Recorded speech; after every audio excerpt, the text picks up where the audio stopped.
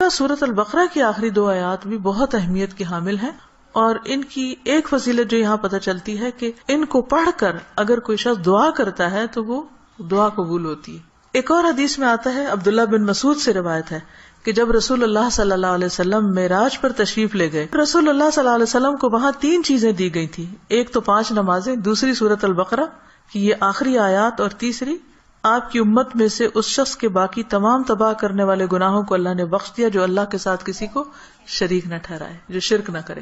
تو یہ 3 چیزیں ملی تھی جن میں نماز کا ذکر عام طور پر ملتا ہے کیونکہ اس کے بارے میں مزید وضاحت سے احادیث بھی ہیں۔ تو اس حدیث سے کیا پتہ چلتا ہے کہ سورۃ البقرہ کی آخری 2 آیات عرش کے نیچے سے ایک خاص خزانے سے نصیب ہوئی ہیں، اور یہ نبی صلی اللہ علیہ وسلم ہی کو ملی ہے، باقی انبیاء کو نہیں دی گئی۔ ایک اور روایت سے پتہ چلتا ہے، نعمان بن بشیر سے روایت ہے کہ نبی صلی اللہ علیہ وسلم نے فرمایا کہ اللہ تعالیٰ نے آسمان و زمین پیدا کرنے سے 2000 سال پہلے ایک کتاب لکھی، اس کتاب میں سے 2 آیات اتاری جن کے ساتھ سورۃ البقرہ کو ختم کیا۔ کب کی بات ہے یہ؟ زمین و آسمان کے پیدا کرنے سے 2000 سال پہلے کی بات۔ قلم کب پیدا ہوا تھا؟ 50,000 سال پہلے، باقی چیزوں کی تخلیق کے۔ جس گھر میں 3 رات یہ آیات پڑھی جائیں شیطان اس کے قریب نہیں آتا۔ رسول اللہ صلی اللہ علیہ وسلم نے فرمایا، مجھے سورۃ البقرہ کی آخری آیات عرش کے نیچے ایک خزانے سے دی گئی، مجھ سے پہلے یہ آیات کسی نبی کو نہیں دی گئی، یعنی یہ آپ کی خاص خصوصیت ہے کہ آپ کو یہ نصیب ہوئی۔ اور پھر ایک اور جگہ یہ بات بھی پتہ چلتی ہے ان آیات کے بارے میں کہ جو شخص رات کے وقت ان آیات کو پڑھ لیتا ہے تو وہ اسے ہر چیز سے کافی ہو جاتی۔ تو آپ اس کو اپنی عادت بنا سکتے ہیں، رات کو سونے سے پہلے پڑھ لیں، یا کسی نماز میں پڑھ لیں، مغرب یا عشاء کی نماز میں پڑھ لیں، یا ویسے ہی بیٹھ کے پڑھ لیں، کیونکہ ان کی فضیلت بہت زیادہ ہے۔ عبداللہ بن عباس بیان کرتے ہیں کہ ایک دن جبریل علیہ السلام نبی صلی اللہ علیہ وسلم کے پاس بیٹھے ہوئے تھے کہ ایک بہت زور کی آواز سنی۔ جبریل علیہ السلام نے اپنا سر اٹھایا اور کہا کہ آسمان کا ایک دروازہ ہے جو آج کھلا ہے، آج سے پہلے یہ کبھی نہ کھولا گیا۔ پھر اس سے ایک فرشتہ اترا۔ جبریل علیہ السلام نے کہا کہ یہ ایک فرشتہ ہے جو آج سے پہلے کبھی زمین پر نہیں اترا۔ فرشتے نے سلام کیا اور کہا کہ آپ صلی اللہ علیہ وسلم کو 2 نوروں کی خوشخبری ہو جو آپ کو عنایت ہوئے ہیں، آپ سے پہلے یہ کسی نبی کو نہیں دیے گئے، اور دوسری سورۃ البقرہ کی آخری آیات، کوئی حرف اس میں سے تم نہ پڑھو گے کہ اس کی مانگی ہوئی چیز تمہیں نہ ملے، یعنی اس کو پڑھ کر اور دعائیں بھی قبول ہوتی ہیں۔ تو ان آیات کا ترجمہ جو ہے وہ آپ دیکھ سکتے ہیں قرآن پاک ترجمے والے سے، لیکن یہ ہے کہ جو خاص بات ان آیات میں کی گئی ہے، پہلے تو اس میں ایمان پر بات ہے کہ رسول خود بھی ایمان لائے ہیں اور سارے مومن بھی۔ کن کن چیزوں پر؟ اللہ پر، ملائکہ پر، کتب پر، رسول پر۔ دوسری اہم بات، لا نفرق بین احد من رسلہ، کہ ہم رسولوں کے درمیان فرق نہیں کرتے۔ فضیلت جو اللہ نے ان کو دی وہ اللہ ہی نے دی، لیکن ہمارا کیا فرض بنتا ہے کہ سب پر ایمان لائیں۔ اور پھر صحابہ کرام نے کیا کہا، وقالوا سمعنا واطعنا، کہ ہم نے سنا اور ہم نے اطاعت کی، ہم ایمان لے آئے، اور جو کچھ ہمیں کہا جائے گا ہم اس کو مانتے ہیں۔ ہمیں اس کے بدلے کیا چاہیے؟ غفرانک، تیری بخشش چاہیے۔ یعنی بندہ اللہ کی بات مانتا ہے اور اللہ تعالیٰ اس کے ساتھ بخشش کا وعدہ کرتا ہے، ربنا وإلیک المصیر۔ اور یہ بخشش کیوں ضروری ہے کہ اللہ تعالیٰ ہم کو معاف کر دے؟ کیونکہ ہم نے اللہ کی طرف پلٹنا ہے، لوٹنا اسی کی طرف، رجوع اسی کی طرف۔ پھر فرمایا کہ لا یکلف اللہ نفسا الا وسعها، ہر بندے سے حساب اتنا ہی ہے جتنی وہ استطاعت رکھتا ہے، اسی کا مکلف ہے، اس سے زیادہ اس سے نہیں پوچھا جائے گا، چاہے جسمانی صحت ہو، چاہے مال ہو، چاہے اولاد یا عقل یا کچھ بھی، تو ہر شخص کا حساب اتنا ہی ہے۔ لہا ما کسبت وعلیہا ما اکتسبت، اسی کو ملے گا جو اس نے نیکیاں کی اور اسی کے ذمہ ہے وبال جو اس نے غلط کام کیے، فائدہ بھی اسی کا اچھے کام کرنے کا، نقصان بھی اسی کا غلط کام کرنے کا۔ تو پھر ہم دعا کیا کرتے ہیں، ربنا لا تؤاخذنا ان نسینا او اخطانا، اللہ اگر ہم بھول جائیں یا ہم سے خطا ہو جائے تو ہمیں پکڑنا نہیں، مؤاخذہ نہیں کرنا۔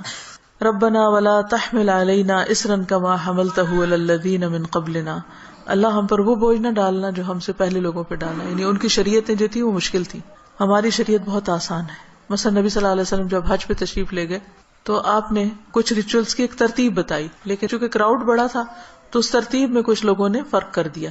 کیا تھا کہ جیسے آپ پہلے رمی جمار کریں، پھر اس کے بعد سر مڈائیں، پھر اس کے بعد احرام کھول دیں، لیکن کچھ لوگوں نے اس ترتیب کو آگے پیچھے کر دیا، تو اس پر آپ نے فرمایا لا حرج، لا حرج، کوئی حرج نہیں، کوئی نقصان نہیں۔ تو یہ ہمارے دین کی ایک سہولت ہے، آسانی ہے۔ تو یہاں دعا یہ مانگی جا رہی کہ یا اللہ جس طرح پچھلے لوگوں کے اوپر پابندیاں لگ گئی تھی یا ان کو کچھ مشکلات ہوئی تھی تو ہمیں اس سے محفوظ رکھنا. ربنا ولا تحملنا ما لا طاقت لنا بہ، اللہ ہمارے اوپر ایسا بوجھ نہ ڈالنا جس کی ہمیں طاقت نہیں. اب دیکھیے کہ اگر ہم امن سے ہیں، سلامت ہیں، ہم سانس لے رہے ہیں، کھا پی رہے ہیں، جس کا مطلب اللہ کی رحمت ہے ہم پر. کوئی بھی چیز آپ دیکھیں کہ کسی وقت بھی آؤٹ آف کنٹرول ہو سکتی. سورج کسی وقت آؤٹ آف کنٹرول ہو سکتا ہے، ستارے آپس میں ٹکرا سکتے ہیں، زمین کے اندر سے لاوا ابل سکتا ہے، زلزلہ آ سکتا ہے. انسان کسی کام کرنے کی سکت نہ رکھے، بیٹھے بٹھائے اس کو کچھ ہو سکتا ہے. اس کے بولنے کی قوت، اس کے دیکھنے کی، اس کے سننے کی کچھ بھی چھن سکتی ہے. تو اللہ تعالیٰ سے ہم دعا کرتے کہ یا اللہ ہم پر وہ بوجھ نہ ڈال جس کے اٹھانے کی ہم میں سکت نہیں، یعنی ایسی کسی آزمائش میں نہ ڈالنا کہ جس سے ایمان جانے کا خطرہ ہو. کچھ دن پہلے مجھے کسی نے فون کیا اور بتایا کہ فلاں جگہ پر جو لوگ قید ہوئے تھے ان میں سے ایک کو 40 سال کی قید بامشقت کی سزا سنائی گئی. جگہ کا نام میں ویسے نہیں لے رہی کہ پھر پن پوائنٹ ہو جاتا ہے کہ کہاں کی بات.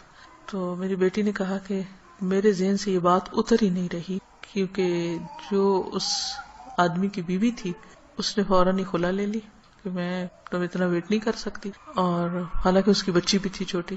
اور 40 سال تک کون جیتا ہے ماں باپ میں سے، بہن بھائیوں میں سے، کہ جو اس کو پیچھے ملنے کے لیے جائیں. اور سزا بھی کوٹڑی کی سزا ہے، کیونکہ تکلیف دہ قسم کی سزا ہے. تو وہ کہتے ہیں اس شخص کی بیوی نے خود آ کے بتایا کہ میں یعنی کہ کس طرح یہ سب کچھ ہوا اور کیسے وہ پکڑا گیا اور کیسے سزا ہوئی، کس طرح میں نے خلا لے لی اور اب میں خود ارن کر رہی ہوں، اپنا زندگی چلا رہی ہوں. کہتی کہ مجھے جو چیز بہت زیادہ ڈسٹرب کر رہی ہے وہ یہ کہ دنیا میں بھی بعض اوقات لوگوں پر ایسی بڑی بڑی تکلیفیں آ جاتی ہیں کہ جس میں سارے ہی ساتھ چھوڑ جاتے ہیں. تو قبر میں کیا ہوگا، جہنم میں کیا ہوگا، کوئی حال نہیں پوچھنے آئے گا. اس لیے بہت ضروری ہے کہ ہم ایک تو دنیا میں بھی ایسی آزمائشوں سے پناہ مانگیں، کیونکہ آپ دیکھیں کہ آپ کو 40 سال ایک کمرے کے اندر رہنا پڑے یا ایک 4 دیواری کے اندر رہنا پڑے تو انسان کی حالت کیا ہو جائے. ہم اچھے بھلے کھاتے پیتے چلتے پھرتے، ہم کہتے ہیں جی اب ہمارے فزیکل چینجز آ رہے ہیں، اب ہم جوان ہو رہے ہیں، اب ہم بوڑھے ہو رہے ہیں، اب ایسا ہو رہا ہے، ابھی ویسا ہو رہا ہے. تو ایک شخص جس کی جوانی بڑھاپا سب کچھ ایک جیل کے اندر گزرے، اس کی کیفیت کیا ہو سکتی ہے جس کی کہ مجھے 40 سال یہاں رہنا ہے، 40 سال یہاں. اس کے لیے تو زندگی ایک طرح سے ختم ہے. تو میں نے اس کو سمجھایا کہ دیکھو 40 کے بعد نکلے گا تو صحیح نا، اگر زندہ رہا. اول تو پتہ نہیں کب تک زندہ ہے. سوچو ان لوگوں کے بارے میں، تم اس سے زیادہ ڈسٹرب ہو تم ان کے بارے میں کہ جو قبر میں اس سے بڑی جیل میں، اور جو آخرت میں پکڑے جانے والے ہیں ان کا کیوں نہیں تم سوچ رہی؟ ان کے لیے کچھ کرو. ہم سب کا فرض بنتا ہے کہ کوئی اچھی بات ہمیں پتا ہے تو ہم دوسروں کے ساتھ شیئر کرتے رہیں تاکہ وہ بھی گناہوں سے بچیں. اسی سے آپ سوچیں کہ دنیا میں 40 سال ایک جیل میں گزارنا ایک وحشت ناک تصور لگتا ہے، کیونکہ ہم ریلیٹ کر سکتے ہیں نا اس کو. لیکن قبر میں کوئی چلا جاتا مٹی کے نیچے، بھول گئے سب کون گیا کیا ہوا. وہاں تو کسی کی چیخ بھی باہر نہیں سنائی دینی. اور لوگ کیسے کیسے غلط کام کر رہے ہیں، خود ہم پتہ نہیں کہاں کہاں غلطیاں کر رہے ہیں. اللہ تعالیٰ ہم سب کو معاف کر دے. تو بات یہ ہے کہ اللہ سے یہ دعا مانگتے رہنا چاہیے کہ یا اللہ ایسی ہمارے اوپر آزمائش نہ لانا، ایسی مشقت نہ آئے کہ جس کو ہم اٹھا نہ سکے، چاہے وہ کوئی بیماری ہو، کوئی مرض ایسا ہو.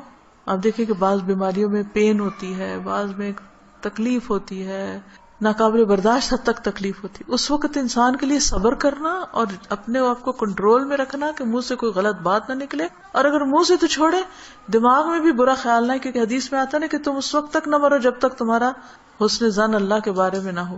اس کا مطلب نہیں کہ موت اپنے ہاتھ میں لے لو، اس کا مطلب یہ ہے کہ مرتے وقت تم اللہ سے اچھا ہی گمان رکھو تو تمہیں موت آئے. لیکن آپ کو پتہ ہے جب تکلیف کی شدت ہوتی ہے نا تو گمان اچھا رکھنا سب سے مشکل کام ہے، بہت مشکل. اس وقت مایوسی کی طرف سوچ ہو جاتی ہے فوراً. تو ربنا ولا تحملنا ما لا طاقت لنا بہ، اللہ ہم پہ وہ بوجھ نہ ڈال جس کے اٹھانے کی ہمیں طاقت ہی نہیں، ہم بہت کمزور انسان ہیں. ربنا ولا تحملنا ما لا طاقت لنا بہ واعف عنا واغفر لنا وارحمنا. یہ جو 3 لفظ ہیں جب انسان پڑھتا ہے تو سوچتا ہے یہ ایسا کیوں ہے، معاف کر دے، بخش دے، رحم کر. کیونکہ یہ بہت شدید ضرورت ہے ہماری کہ اللہ ہم کو معاف کر دے. ہم بہت غلطیاں کرتے ہیں، یعنی اس میں تاکید اور تکرار ہے. واعف عنا واغفر لنا وارحمنا. اگر شعوری طور پہ ہم ہر روز پڑھیں کم از کم ایک دفعہ تو کتنا فائدہ ہو سکتا ہے. انت مولانا فانصرنا علی القوم الکافر. تو ہمارا مولا ہے تو دنیا میں بھی تو ہمیں کافر لوگوں پر مدد دے. تو اللہ تعالی ہمیں اس دعا کو پڑھنے اور سمجھنے اور عمل کرنے کی توفیق دے. السلام علیکم ورحمۃ اللہ وبرکاتہ. سبحانک اللہم و بحمدک اشہد ان لا الہ الا انت استغفرک و اتوب الیک.